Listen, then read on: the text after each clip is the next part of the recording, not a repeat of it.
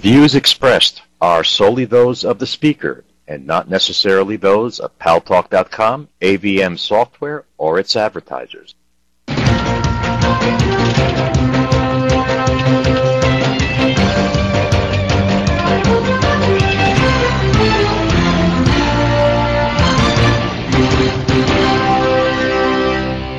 Talk is online. News Talk Online is a production of Paltalk.com, the largest multimedia interactive program on the internet with more than 4 million unique users.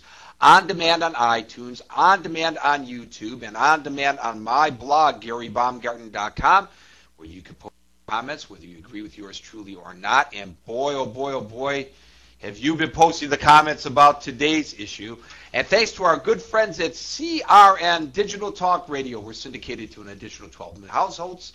I am your host, Gary Baumgarten. I welcome you to the show. Well, 3 mass murder cases in 2 days are sparking the debate over gun control once again. A man walked into an immigration office in upstate New York on Friday, killing 13 people before turning the gun on himself. A man in Pittsburgh killed 3 police officers, and a third man in Washington State killed his 5 children before turning the gun on himself. The question is, had they not had access to guns, would these tragedies have been averted? Law-abiding gun owners argue that they should not be penalized because of the acts of criminals. Should all of us lose our cars, one asks, because some people drive drunk? Well, what do you think? Should there be greater gun laws, or if someone is bent on killing others, will he do it whether or not it's more difficult to obtain a firearm? Let's go to Jeff in Oregon. Jeff, welcome to News Talk Online on Paltalk.com.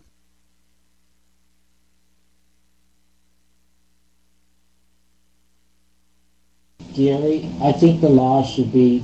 I think the law should be changed about the gun laws. I think the only people that are allowed to carry guns are police officers. I wonder what you think, Gary. The trained professionals. Those should be the only ones carrying the gun. Carry the gun so people could see it. What do you think, Gary?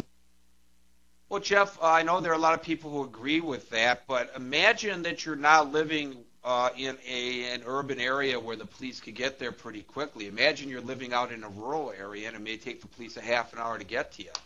Who's going to protect you and your family? A lot of people in those kinds of situations believe they ought to be having access to guns, and the Second Amendment does give one the right to carry or to have a firearm in one's possession, with a rare exception.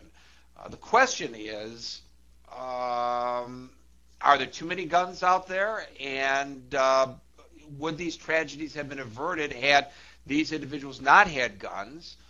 Or would they still have, I mean, how do you walk into an immigration office with a knife and kill 13 people? It'd be pretty difficult. But I believe that people do have the right to bear arms in the United States. It's constitutionally guaranteed. That's my short answer to your question. Our next caller is Chris in Minnesota. Chris, welcome to News Talk Online on Paltalk.com. I just want to say that whatever decision we make, I think we should be based on a progression of events. It seemed like the bailout occurred within 2 weeks. Somebody said, we have a problem and we need an $800 billion check. It just seems like we have a knee-jerk reaction based on fear. I just want to say that if we do change the laws, I just want it to be based on some sort of time, something that shows that there's a trend going on, not just a knee-jerk reaction based on fear. That's all. Okay, thanks for that, Chris. Well, I agree with you. I think that with the bailout, they went way too fast and way too far without giving people an opportunity to comment on the proposed legislation. This, of course, is an issue that has been debated for a long time, and I think most people have in their minds how they feel about it.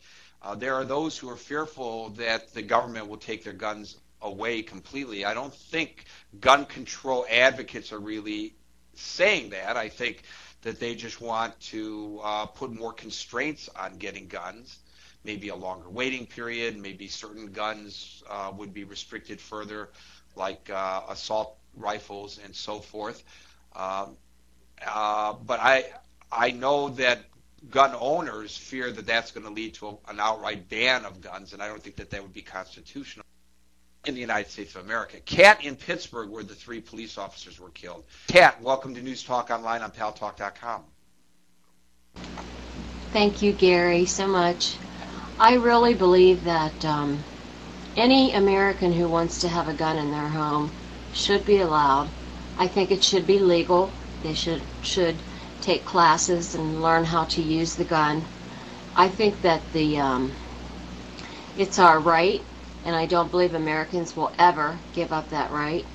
I think that weapons that are on the street should be taken away, such as assault rifles and things that are not regular guns should be taken off the street. But, you know, the bad people are always going to have guns, and I believe that we Americans should have the right to own weapons. Oh, thank you for that, Kat. You know, there are those who would argue that there are times when if somebody had been armed, a victim, they may have been able to defend themselves against bent on this kind of carnage. And we've had the gentleman who turned away a massacre in South Africa at a church because he dared a handgun to church with him. And they fled when only one person with one handgun began firing back at them in the St. James Church in South Africa. So there have been cases like that. I think that in the 3 instances that just recently occurred, about the only one where the guy may have been felled by one of the victims would have been in the immigration office.